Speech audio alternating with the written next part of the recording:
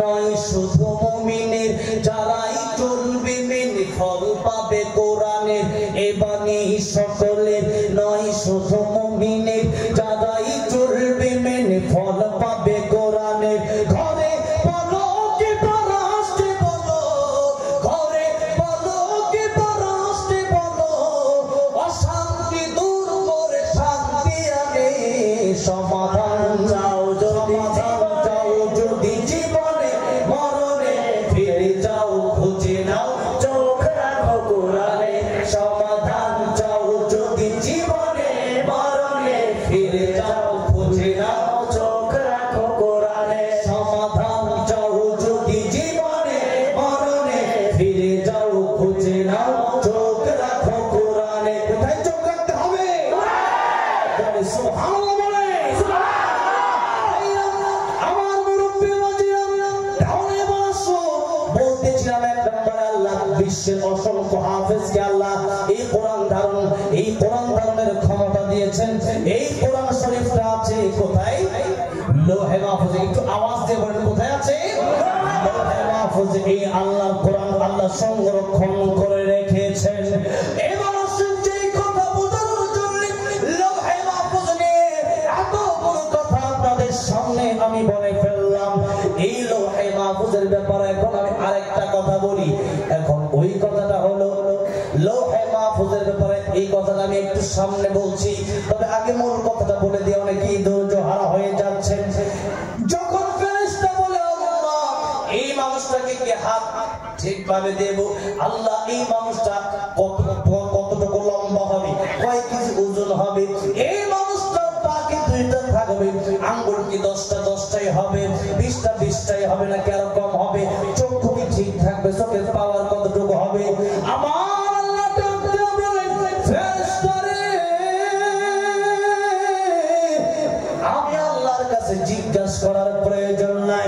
50,000 বছর আগে আমি আল্লাহ রাব্বুল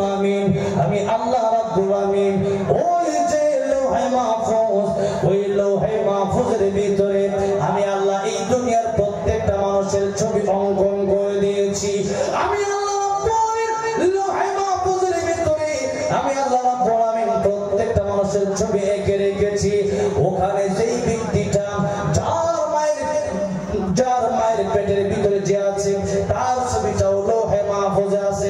লৌহে মাহফুজে যেভাবে আঁকা আছে এইভাবে তুমি তার দেহটা বানিয়ে দাও। জোরে বলেন সুবহানাল্লাহ।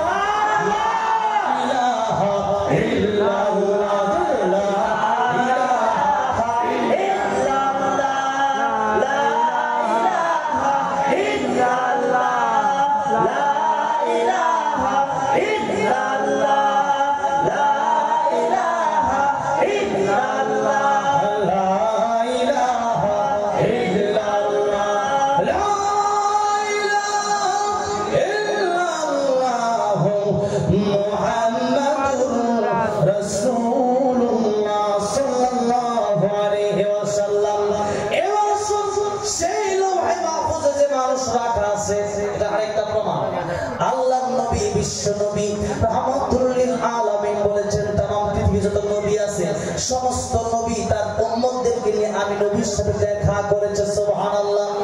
এটা ব্যাখ্যা মুফাসসিরে কেরামগণ মুহাদ্দিসিনে কেরামগণ করেছেন দুই ভাবে। হয়তো এটা স্বপ্নের ভিতরে হতে পারে, আর নয়তো মেরাজের রজনীতে হতে পারে। এবার সে আমার নবীর সাথে যখন দেখা করেছে নবীজি কি একটু লক্ষ্য করেন, নবীজি বলছেন পৃথিবীর যত নবী আছে লক্ষ লক্ষ নবী রাসূলরা আমি নবীর সাথে দেখা করলাম। একজন নবী আমার কাছে আসলো, তার মাত্র 40 জন উম্মত, আরেকজন আসলো তার 20 জন, আরেকজন আসলো তার 10 জন, কারো 5 জন, কারো 4 জন, কারো 3 জন, কারো 2 জন, কারো 1 জন। কোন নবীর নাই উম্মতি নাই। আমার নবী ডাকতে বলেন সাবিরা। হঠাৎ করে আমি তাকায় দেখি 6 লক্ষ উম্মত নিয়ে একজন নবী আমার কাছে আসে। তার পায়ের সেই উম্মতের পায়ের হাঁটার কারণে ধুলা উঠতেছে। এত উম্মত সুবহানাল্লাহ বলে। আমি আল্লাহ ডাকতে বললাম আল্লাহ এই কোন উম্মত এই নবী কোন নবী যে নবীর 6 লক্ষ উম্মত আল্লাহ গো এই ওই নবী কোন নবী আমার আল্লাহ ডাক দিয়ে বলতেছেন বন্ধু গো এই পয়গম্বর হচ্ছেন মুসা কালিমুল্লাহ আমার নবীর যারা বলিন হয়ে গেছে আমার নবীর যারা বলিন হয়ে গেলেন আমার আল্লাহ ডাক দিয়ে বলেন বন্ধু আপনি যারা বলিন করলেন কেন আমার নবী ডাক দিয়ে বললেন আল্লাহ তাআলা যারা বলিন করব না কি করব 6 লক্ষ উম্মত যদি মুসা কালিমুল্লাহ হয় আমি নবী উম্মত তো এত নাই আমার আল্লাহ রাব্বুল আলামিন ডাক দিয়ে বলেন ও আমার বন্ধু ও আমার হাবিব আপনি ডান দিকে তাকান আমার নবী যে ডান দিকে তাকায় দেখে এত মানুষ ডান দিকে আকাশ আর দেখা যায় না আমার নবী খুশি এবার আমার আল্লাহ কই নবী গো আপনি শুধু এতটুকু খুশি হবেন তা না আজকে আপনারে আমি আরো বেশি খুশি করব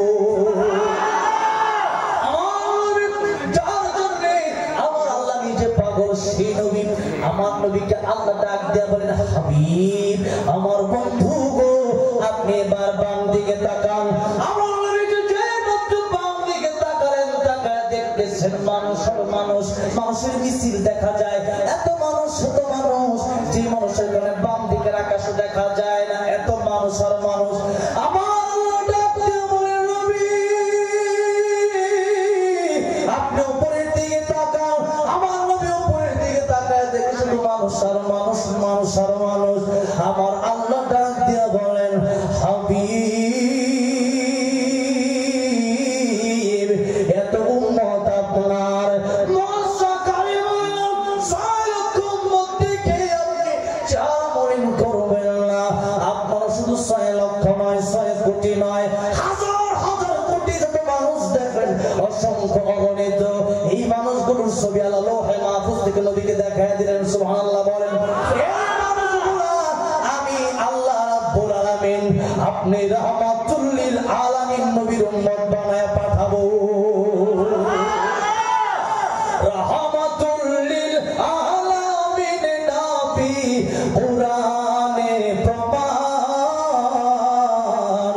আশিক বিনে কে বুঝিবে আমার দয়ার নবীর শান বলেন না আশিক বিনে কে বুঝিবে আমার দয়ার নবীর শান উম্মত বিনে কে বুঝিবে আমার দয়ার নবীর শান ঠিক কি না বলে নবী আমার মদিনারে বলবো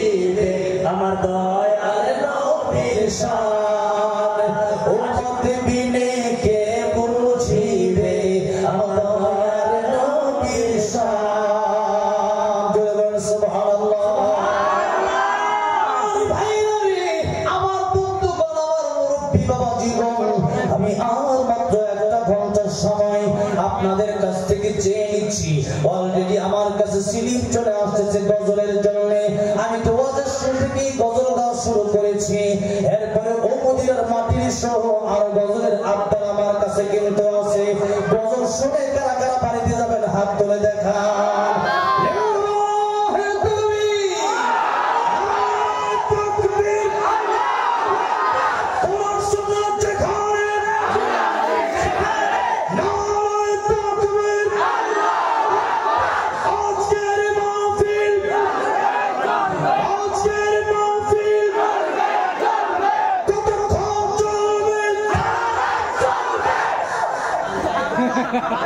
দিলেন তো শেষ করে আপনি সারা রাত আছেন? সারা রাত আছেন? আপনি থাকেন সারা রাত, আমি আর কিছুক্ষণ পরে যাই। আচ্ছা জানি অনেকে দূর দূরান্ত থেকে এসছেন, তারপর আমি তো আপনাদের মন রক্ষা করার জন্য আমারও তো কষ্ট হচ্ছে, কিন্তু আজকে আমার যেন কেন মন বলতেছে একটু বেশি সময় দিই। আপনারা আমার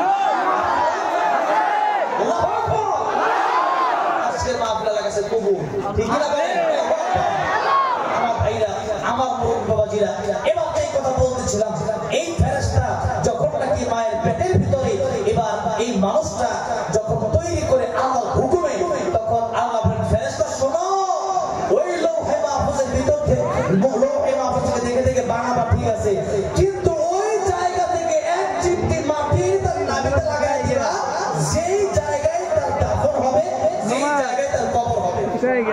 সুবহানাল্লাহ বলুন। মানে আমাদের জীবনের আগে আমাদের মরণ ঠিক হয়ে আসে, ঠিক আছে? আমাদের জীবনের আগে আমাদের কি ঠিক হয়ে আসে? জীবনের কি ঠিক হয়ে আসে? আজ না হয় কাল তুমি যাইবা কবরে, যাওয়ার সময় দেখবে যে গো তোমার সবই রইল পরে, যাওয়ার সময় দেখবে যে গো আজ না হয় কাল তুমি যাইবা কবরে, যাওয়ার সময় দেখবে যে গো তোমার সবই রইল পরে, যাওয়ার সময় দেখবে যে গো দাদা গেল না গেল কেউ এলো না ফিরে, দাদা গেল না গেল কেউ এলো না ফিরে, তোমারও যাইতে হবে গো ভাইজান অন্ধকার কবরে, তোমারও যাইতে হবে গো আজ না হয় কাল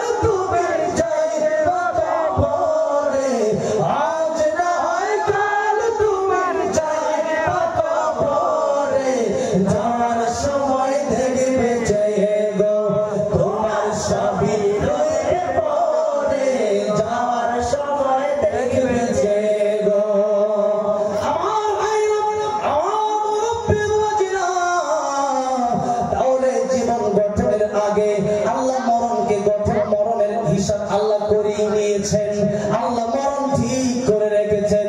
এবার আপনাদের প্রশ্ন হইতে পারে হুজুর বাংলাদেশ থেকে কথা, তাহলে হিন্দুদের নাভি কোন জায়গা থেকে আসছে? হিন্দুদের লাশ তো কবর দেওয়া হয় না, হিন্দুদের লাশ তো পোড়ানো হয়, তাহলে হিন্দুদের লাশটা কোন জায়গা থেকে, হিন্দুদের নাভি কোন জায়গা থেকে আসলো? প্রশ্ন আছে না?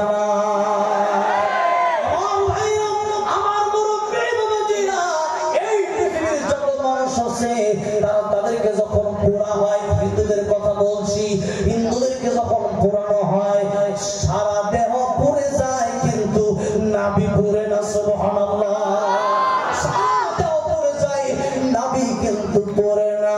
আল্লাহর কুদরত বোঝা বড় দেয়, আল্লাহর লীলা খেলা বোঝা বড়ই, আল্লাহ তোমার লীলা খেলা কেউ বোঝে কেউ বোঝে না, মাহবুব তোমার লীলা খেলা কেউ বোঝে কেউ বোঝে। ইব্রাহিমের নবী আগুনে ফেললো নমরুদ, ইব্রাহিমের নবীকে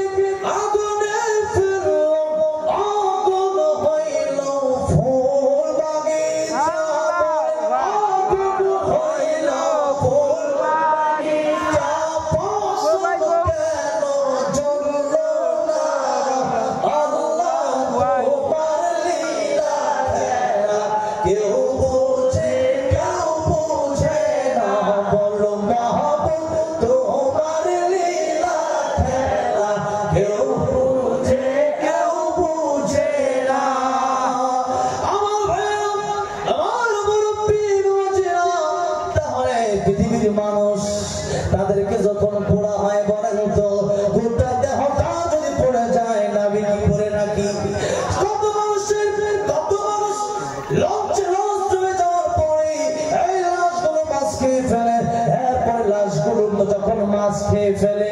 একটা বিষয় ভালো করে লক্ষ্য রাখবেন, মাছ সমস্ত দেহ হজম করতে পারে, নাভি হজম করতে পারে না। এই নাভি কিন্তু হজম করতে পারে না। এবার আপনাদেরকে বুঝাই দিচ্ছি ফাইনাল কথা, হিন্দুদের লাশ পোড়ানো হোক, মুসলমানের লাশ কবর দেওয়া হোক, আর কত লাশ মাছে খেয়ে ফেলুক না কেন, অনেকের লাশ সাপে খেয়ে ফেলে, অনেক মানুষের বাঘে খেয়ে ফেলে, যাই কিছু আপনি বলেন না কেন, কবর দেওয়া হোক আর আগুনে পোড়ানো হোক, এই লাশ থেকে নাভিটা গিয়ে যেখানে পৌঁছবে সেই জায়গা থেকে তার সৃষ্টি করা হয়েছে, এই জায়গা থেকে তার সৃষ্টি করা হয়েছে। এবার তাহলে বলুন তো দেখি, আল্লাহ রাব্বুল আমিন জন্মের আগে মৃত্যু ঠিক করলেন না করলেন না? করলেন। আল্লাযী খালাকাল মাউতা ওয়াল হায়াতা। আচ্ছা বলুন তো, এই সূরা মুলকে এই দ্বিতীয় আয়াতে আল্লাহ মউতের কথা আগে বললেন না হায়াতের কথা? জবান কোন কথা বললেন? আয়াতে আল্লাহ বলছেন, কাইফা তাকফুরুনা বিল্লাহি ওয়া কুনতুম আমওয়াতান ফাআহইয়াকুম সুম্মা ইউমীতুকুম সুম্মা ইউহয়ীকুম সুম্মা ইলাইহি তুরজাউন।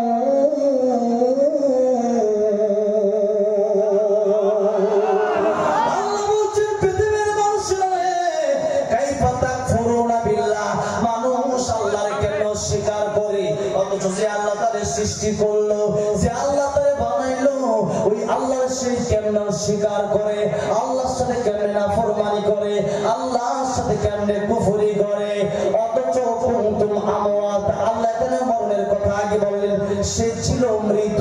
মানুষ আগে কি ছিল? মৃত। আর পরে ফাহিয়াকুম, আমি আল্লাহ জীবন দিলাম, আবার সুম্মা ইউমীতুকুম, মরবে, আবার সুম্মা ইউহয়ীকুম, জীবন আমি আল্লাহ দান করব, সুম্মা ইলাইহি তুরজাউন। এই জীবনের পরে আবার এই দুনিয়াতে কি করলা না করলা সব কিন্তু আমি আল্লাহর কাছে তোমাদের কড়াই ঘন্টায় হিসাব বুঝায় দিতে হবে। কথা বলেন ঠিক না বেঠিক? আমার ভাইরা, আমার মুরব্বি মুজিরা, এবার আপনাদেরকে যে কথা বলতেছিলাম, আমাদের মরণ আসলে নাই, বলেন নাই। একজনের আওয়াজ দিয়ে চিল্লা বলেন, তিনি কে?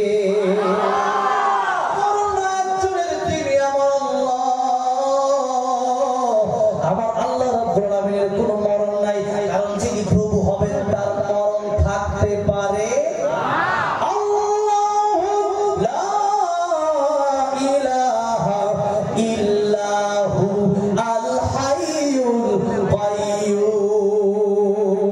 আয়াতুল কুরসির শুরুতে আল্লাহ বললেন, আমার আল্লাহ ছাড়া কোনো মাবুদ নাই, আল্লাহ চিরঞ্জীবী চিরস্থায়ী, আল্লাহ রাব্বুল আমিনের কোনো মরণ নাই। আর মাবুদ হতে হলে, প্রভু হতে পারে, খোদা হতে হলে মরণ থাকতে পারবে না, কারণ খোদা যদি মরে যায় তাহলে বান্দা ইবাদত করবে কার? ঠিক কিনা বলেন? খোদা মরতে পারবে না, প্রভু মরতে পারবে না, প্রভু থাকা লাগবে জীবিত। প্রভু মরতে পারবে না, কোনোদিন মরতে পারবে না, তিনি হতে পারে প্রভু। জোরে বলেন ঠিক কিনা? এরপরে আল্লাহ রাব্বুল আমিন বললেন, লা তাখুযুহু সিনাতুন ওয়ালা নাওম। আল্লাহ যিনি হয়, প্রভু যিনি হবে, তার ঘুম নাই, তন্দ্রাও নাই। সুবহানাল্লাহ বলেন, সুবহানাল্লাহ। প্রভুর কোয়ালিটি, এগুলো কি? প্রভুর কোয়ালিটি। তাহলে তিনি খোদা হতে পারবেন, যিনি মরতে পারবেন না। যদি মরে যায় তাহলে খোদা হবে না। আমার ভাইরা, আমার মুরব্বি ওয়াজেরা, তাহলে যদি মরতে হয়, ওই মরণের পরে আল্লাহ বললেন, মরণের পরে তোমাদেরকে ফেরেশতা এসে প্রশ্ন করবে, ফেরেশতা এসে প্রশ্ন করবে, তোমাদেরকে জিজ্ঞাসা করা হবে। আল্লাহ নবী বললেন, তোমাদেরকে জিজ্ঞাসা করা হবে, মা রাব্বুকা ওয়া দীনুকা ওয়া নাবিয়্যুকা। তোমাদেরকে প্রশ্ন করা হবে, কে তোমার রব, কি তোমার পরিচয়।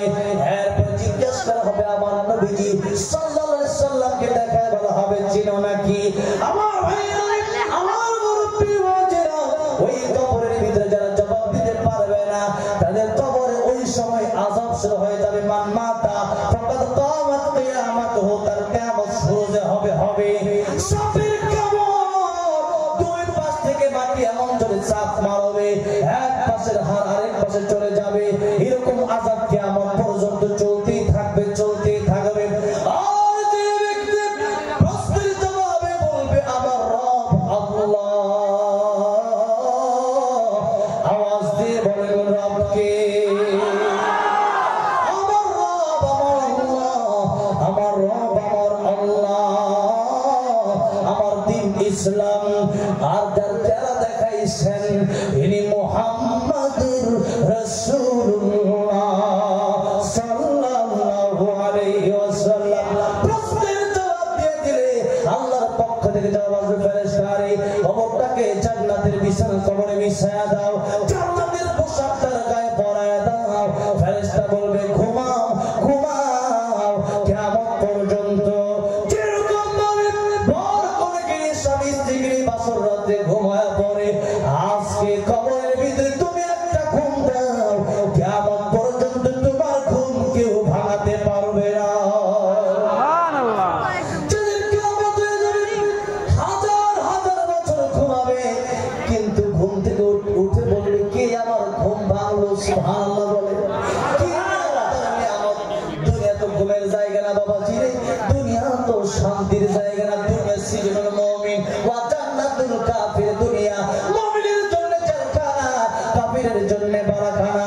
এই জন্য এই দুনিয়া আমাদের দরকার নাই, আমাদের পরকালের জান্নাত দরকার। সেই জান্নাতে অনন্তকাল মানুষ বেঁচে থাকবে, জীবনে কোনোদিন মরণ হবে না, কোনো অসুখ বিসুখ হবে না। ইউসুফ আলাইহিস সালামের মতো সৌন্দর্য, আমার নবীর মতো চরিত্র, আদম আলাইহিস সালামের মতো 60 হাত লম্বা, দাউদ পয়গম্বরের মতো কণ্ঠ আল্লাহ রাব্বুল আলামিন দান করবেন। কমপক্ষে 72টা হুর দান করবেন। এক একটা হুর এত সুন্দরী, এক একটা হুর এত মিষ্টি। একজন যদি দুনিয়াতে একবার থুতো ফেলতো, তামাম পৃথিবীর সমস্ত দরিয়া সাগরের পানি মেশকে আম্বরে পরিণত হয়ে যেত।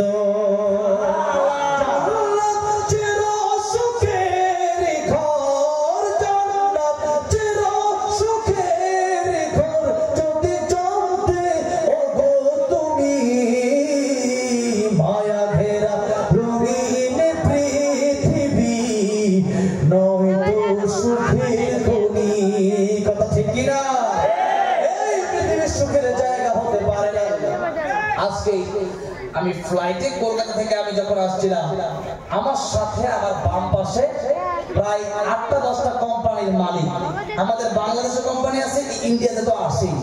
আমাকে বললো, আমাকে আমার সাথে অনেক কথা হলো। হঠাৎ করে দেখলাম তার পকেট থেকে এত বড় একটা বাক্স বের করলো, শুধু ট্যাবলেট আর ট্যাবলেট।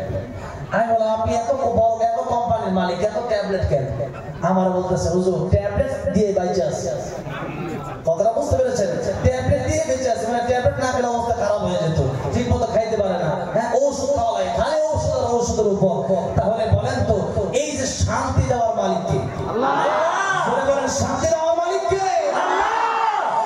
টাকা পয়সা হয়, এরপর শান্তি আসে, এরপর শান্তি আসে। বাবাজিরা, টাকা পয়সায় শান্তি আসে না। অনেক সময় টিনের ঘরে শান্তি আসে, অনেক সময় বিল্ডিং ঘরেও শান্তি আসে না, ঠিক কিনা বলো? আমার আল্লাহ যদি শান্তি না দেয়, আপনি টাকার ভিতরে শান্তি খুঁজে পাবেন না। বাবা, দুনিয়া তো শান্তির জায়গায় না। তুমি যে বলে দুনিয়া তো শান্তির জায়গায় না, কারণ দুনিয়াতে 2 দিন পরে পরে অসুখ আসে না নাই? এই 2 দিন পরে জ্বর আসে, 2 দিন পরে পরে আলসার, ক্যান্সার, গ্যাস্ট্রিক, ডায়াবেটিস, রোগের কোনো অভাব নাই। এরপরে ভয়, একটু না ঘুমালে মাথা ঠিক থাকে না। এরপরে একটু যখন আপনি কাজ করবেন, শরীর আপনার ভেঙে পড়বে। একটু বয়স হয়ে গেলে মানুষের চামড়া ঢলে পড়বে, চামড়া খসখসা হয়ে যাবে, সুন্দর চামড়া কালো হয়ে যাবে। এটাই তো দুনিয়া, কি বলেন ঠিক কিনা? এই দুনিয়া দরকার নাকি অনন্তকাল 32 বছর যুবক বানায় আল্লাহ রাখবে? আল্লাহ জীবনে 32 যুবক যাদেরকে বানাবে, 33 বছর বয়স কোনদিন হবে না। বলেন সুবহানাল্লাহ। অনন্তকালের জন্য সে ব্যক্তি জান্নাতে থাকবে, কোনদিন তার হায়াত ফুরাবে না। আর যাদের ঈমান নাই, অনন্তকালের জন্য আগুনে পড়তে থাকবে, আগুনে পড়তে থাকবে, জান্নাত নসিব হবে না। তাহলে বলেন তো কবরে যাওয়া, কবরের প্রস্তুতি নেওয়ার দরকার আছে না নাই? কবরের প্রস্তুতি আমরা নেব কিভাবে? আমরা হারাম খেয়ে, সুদঘুষ খেয়ে, মানুষকে কষ্ট দিয়া, নামাজ না পড়িয়া, রোজা না রাখা, যাকাত না দিয়া, নবীর কষ্ট দিয়া যাওয়া যাবে না জান্নাতে? তাহলে যদি জান্নাতে যেতে চান, কার কিছু করতে হবে? আল্লাহ। কার কিছু করতে হবে? আল্লাহ আর রাসূলকে খুশি করতে হবে। যা কিছু করবেন তাই আল্লাহর জন্য করতে হবে। আচ্ছা,